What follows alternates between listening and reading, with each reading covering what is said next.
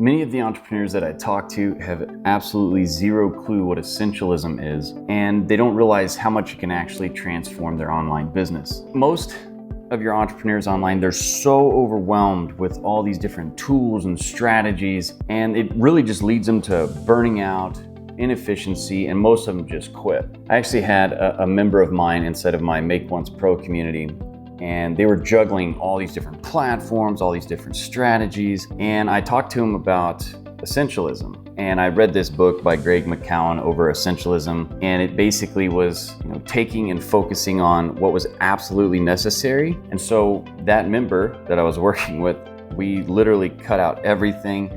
And just by removing things, we actually saw a 50% increase in the productivity. Biggest thing to make this work is 3 core things. You want to identify, number 1, the essentials. So you want to focus on tools and tasks that just directly impact your goals. So you need to obviously know what your North Star is or your goal. The second thing is you need to eliminate all the non-essentials. So remove tasks that don't add value, remove things that aren't completely necessary. And one of the things that you can do is the 100 units of time. So over 7 days, every hour, just set an alarm during the time that you're working, and every hour go in there and write down what you did in the previous hour and be completely honest, because you're only lying to yourself and holding yourself back. At the end of that week, you may have 7 days at anywhere from 10 to 15 different note per hour.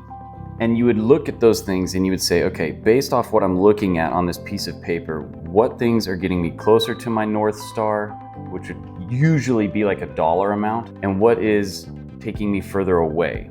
And it's just categorizing those 2 things and then taking the things that are not getting you closer and simply just removing them. And then you want to simplify your processes. How can you streamline the workflows? How can you save time? How can you automate, delegate, or delete?